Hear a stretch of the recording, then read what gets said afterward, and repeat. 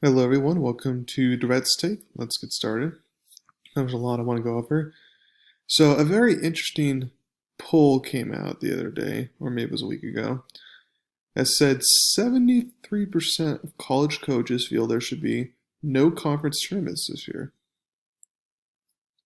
That way, you can get advanced prep time for all teams who are going to travel to Indy for the NCAA tournament, and then also, obviously, you don't have to have the risk of getting COVID and outbreak and stuff like that. But this begs the question: should conference tournaments get canceled, or should teams opt out of them? Well, I can make an argument for both.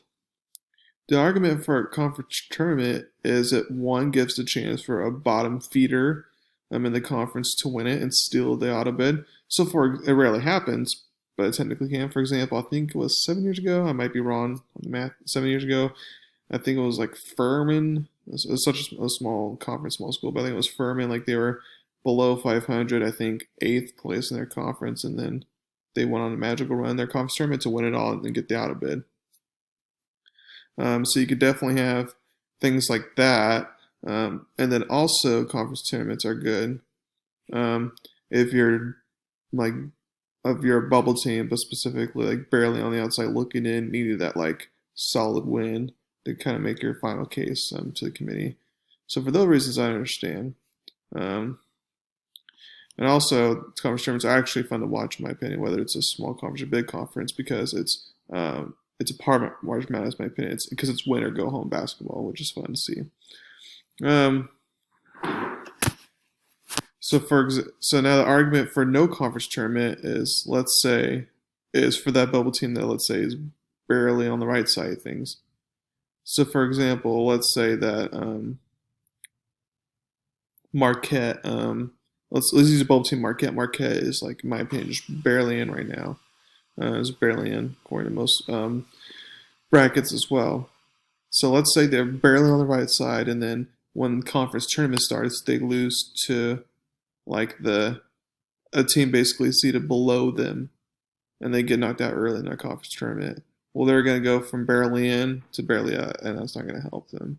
Now they go on a run, they can win like two, if they can be like a seed, if not two, higher than them in their conference tournament and get like one or two wins like that, and then they're firmly in the tournament, so it does make a difference there. But it's kind of a risk-lose situation. Now, for example, there's some conferences, notable conferences like that, don't have a lot of like that don't have a lot of bubbles. Like for example, Big 12.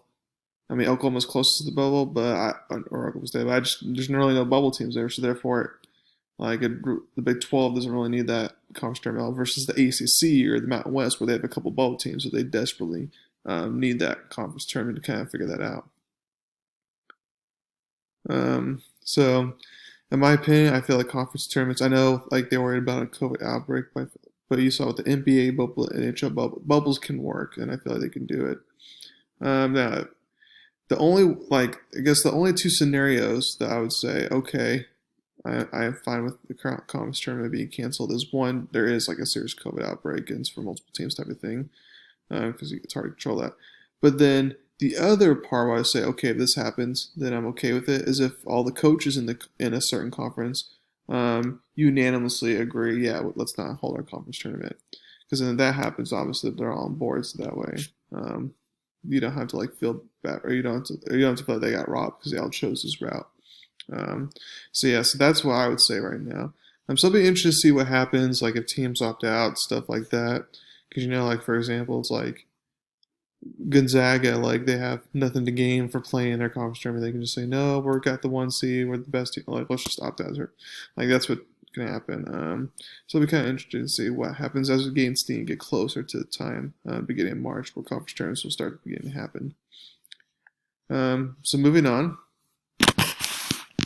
So I know we still got a long ways to go with the basketball season so far, but I wanted to go ahead and give an update on my finalists for the different NBA awards.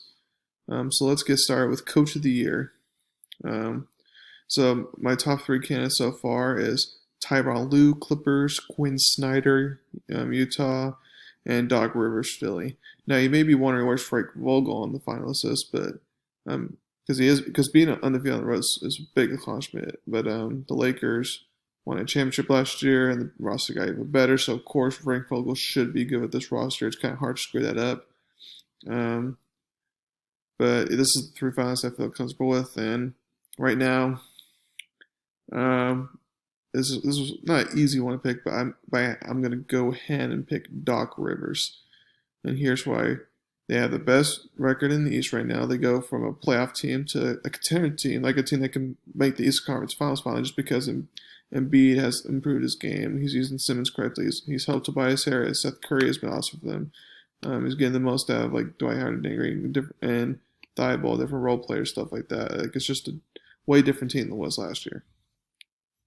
Okay, now sixth man of the year, Chris Boucher for Toronto Raptors, Montrezl Harrell reigning sixth man of the year for the Lakers, and then Jordan Clarkson for Utah Jazz. So you can make a case for any of these three, but I think the clear winner right now is Jordan Clarkson for Utah.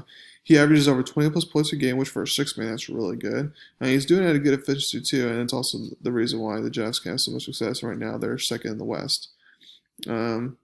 He's So in my opinion, I feel like he should win automatically, unless he starts to dip off throughout the season. But if he keeps this pace, he should win automatically. Most improved player, you got Christian Wood from Houston, you get Jeremy Grant for Detroit, and then Clint Capella for Atlanta.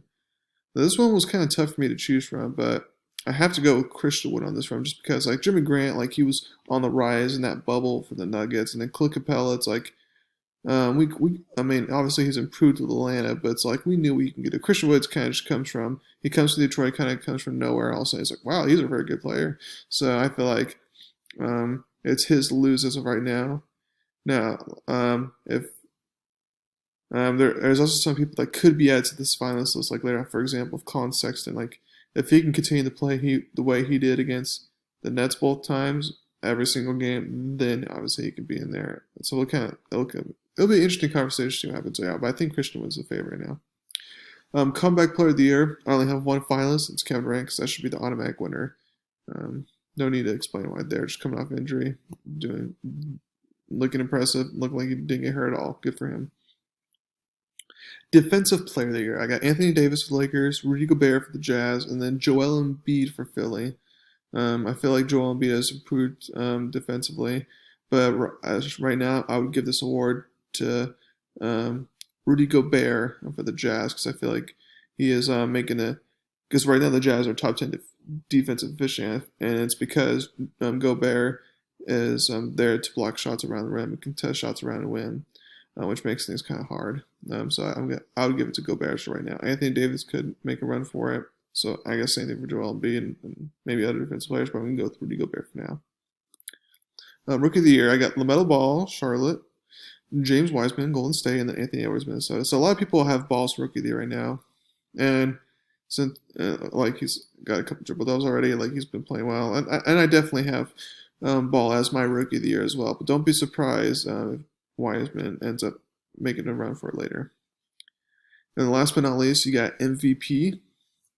So my top three candidates so far, although this is kind of like this is one kind of, it could flow day within days, like it's kind of that ever flowing. But I got Nikola Jokic for Denver Nuggets, the Joker. I got Joel Embiid, and then I got Luka Doncic for Dallas. So this one's tough. Again, you can make a case for, hey, why is LeBron not on there? Hey, why is AD not on there? Why is KD not on there? Stuff like that. You can make a bunch of cases for that, but and they're all valid points. But this is my top three that I decided on as right now. But again, that could change later on. And if I had to pick one right now, I would have to say the Joker is my MVP for right now, because he was without Michael Porter Jr. For a while with COVID. He was without that third star. Then also with the lack of bench compared to last year, he's kind of had to put all on his shoulders. And the only reason the Nuggets were even surviving at the very beginning of the season was because of him. And then now that Michael Porter is back and stuff like that, and Jamal Murray's playing better than he did at the beginning of the season, now they're starting to roll. And right now they're up to fourth in the West, when just like 2 weeks ago I think they were 10th in the West. So just changed like that. But he's averaging a triple-double, which I know people like that. I feel like he's just a complete game changer, like, because obviously without the Joker, Nuggets, or nothing. I mean, you could say that you can say the same thing for Joel Embiid and Luka in Dallas, but I just feel like Jokic is like that much better than he was last year. And then now Giannis can get back in this conversation if he can finally fix his free throw shooting and then get the Bucks back to 1 seed type of thing. And then of course Luka Doncic can steal this because he was the favorite coming into the season, and of course LeBron's LeBron, so you can easily get it. But right now I have the Joker getting that. So that's my podcast for today. Please subscribe to my channel. Tell everyone about me. Thank you very much. You all have a wonderful day.